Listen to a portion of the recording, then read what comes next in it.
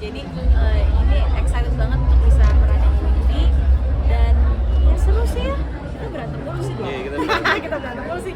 Jelas kayak yang di filmnya. Ini pertama film horor kah? Apa sebelumnya udah pernah ada? Oh, nggak pertama. Aku udah beberapa kali sih film horor, cuman memang yang ini kayaknya agak-agak lebih apa ya? Lebih dewasa ya.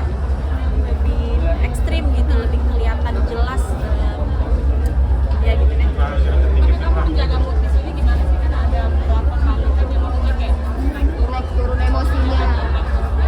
Ya memang agak sulit sih, tapi kalau kita para pemain untungnya kita tuh sering sharing ya, sering kita ngobrol, sering diskusi, jadinya gimana sih ini tuh sebelumnya scene-nya apa sih dan sesudahnya scene-nya apa, kita tuh masih suka ngobrol gitu. Makanya terus aku sama Julia juga kita kebanyakan ngobrol juga ya, kita bilang kayak menurut lo bagusnya gimana? Kita tentuin mau warna adegannya seperti apa.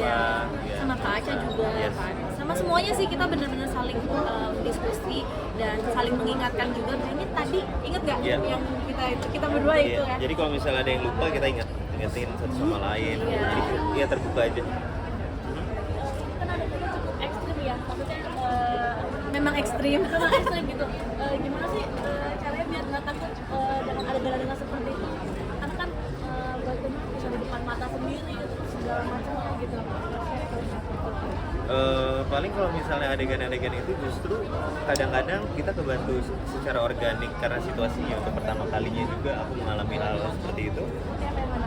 Yang adegan-adegan yang misalnya ada Yang di ekstrim. yang ekstrim atau apa. yang itulah nggak boleh disebutin. Iya, jadi adegan yang seperti itu akhirnya beberapa lahirnya organik karena emang situasinya pertama kali mengalami hal seperti itu. Jadi ada beberapa yang harus kita pantik dikit apinya, terus akhirnya dibantu dengan nuansa yang memang seperti itu dan kebantu sama teman-teman juga.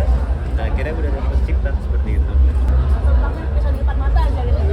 Iya, tapi gimana gue sih pada saat itu?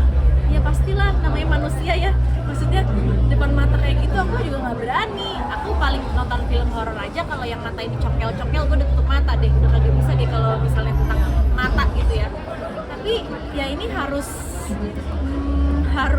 beradegan kayak gitu sendiri ya serem juga. Tapi ya berdoa aja, terus juga pastinya percaya kalau misalnya di sini tuh timnya sangat apa ya, sangat kompak gitu. Jadinya udah tahu pasti oh ini safety gitu. Jadi nggak masalah. Ini kan film horor ya, ada kejadian unik apa nggak sih? Atau mungkin ada yang pernah ngerasain tentang bisnis-bisnisnya Di lokasi mungkin di lokasi atau apa? Atau kejadian unik pas syuting deh? Kayaknya enggak ini. Nggak ada sih. Iya, memang Kami aman-aman aja. kita aman-aman aja, cuman memang lokasinya itu yang sangat ya agak-agak bikin merinding di Iya, ya. beberapa kayak gitu. Soalnya kalau kemarin ternyata setelah melakukan penelusuran itu si Kak Iqbal bilang kalau ternyata Marsha tuh sebenarnya peka ya, cuman emang nggak mau aja gitu. Memang nggak mau ngapain gitu. Aku bilang. Jadi kadang kalau misalnya pas syuting ya aku nggak ngomong sih sama mereka. Kalau misalnya di set itu ada beberapa tempat yang emang ini suasananya nggak enak deh, kadang bikin kepalanya pusing banget gitu. Tapi ya udah ya, aku pikir memang ya karena emang lagi capek aja, lebih ke situ, diarahin ke situ. Mungkin lagi capek aja, abis adegan-adegan yang ini, adegan yang itu, jadi nggak terlalu dipikirin.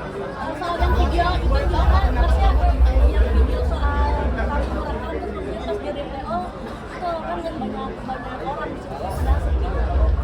Ya aku agak sebel ya sama temen aku ini, kenapa dia harus reply di malam itu.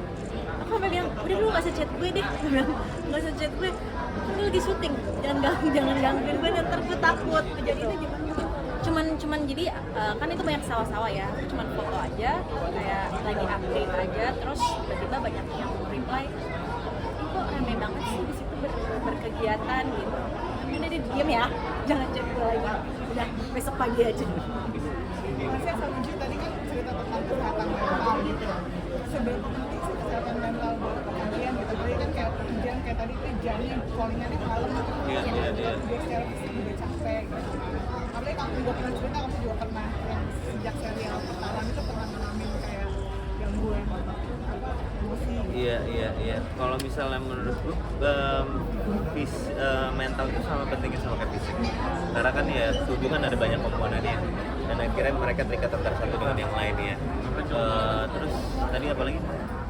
Iya, terus gimana cara ngatasinnya? Oh, cara ngatasinnya akhirnya ya terbuka dan mengenal diri luar dan dalam sih, mungkin nggak denial kadang dan kita harus kalau mau dimengerti sama orang kita juga harus cerita. Kalau nggak kan orang juga nggak bakal bisa baca pikiran kita. Jadi Bukan mulai dukun ya. yes. Jadi dari situ akhirnya kita mulai cerita dan mulai terbuka dan kita memilih orang-orang yang kita pilih untuk menjadi support system kita, yang untuk ada di circle utama kita, yang dimana fungsinya pada saat kita udah mulai menyimpang, mereka bakal ngasih tahu, mereka bakal balikin ke jalan yang benar. Karena kalau misalnya nggak punya figur itu dalam hidup, akhirnya kan makin belok, akhirnya nyadar aman-aman aja. Ya dari situ akhirnya keterbukaan dan ya. Aku juga setuju sih sama Julio, dan mungkin aku bisa nambahin ya, kita tuh kalau misalnya kadang-kadang kita tuh pingin aja cerita, cuman kita tuh kebanyakan overthinking sama apa pendapat orang. Jadi sebenarnya itu cuma asumsi kita, padahal itu juga mereka nggak pikirin hal itu Iya. gitu. Jadi kita kebanyakan udah punya pikiran seperti itu, akhirnya kita jadi ya udah kita mendem aja deh. Padahal Iya. sebenarnya kadang kita juga cuma pengen cerita, kita cuma pengen ngeluarin sampah-sampah kita, kadang kita cuma pengen dengerin, nggak pengen dikasih solusi juga nggak apa-apa. Yang penting kita emosinya tuh dikeluarkan gitu. Iya, Emang iya.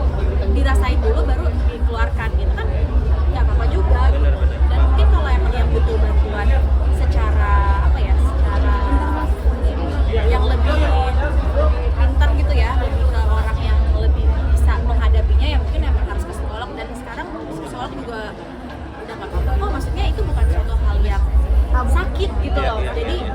kita juga pengen kasih tahu ke teman-teman bahwa kalau misalnya memang ada kayak gitu ya nggak apa-apa, ke psikolog aja. Itu bukan, kita ke psikolog bukan berarti kita sakit. Iya, itu sebenarnya stigmanya itu kan bahwa karena setiap orang kan memiliki kebutuhan berbeda-beda. Iya. Ya, jadi dan kita harus mulai mengartikulasikan hal tersebut karena kita lumayan kadang-kadang suka berasumsi, gue takut nih, takut. Makanya sebenarnya tinggal diomongin aja. Oke.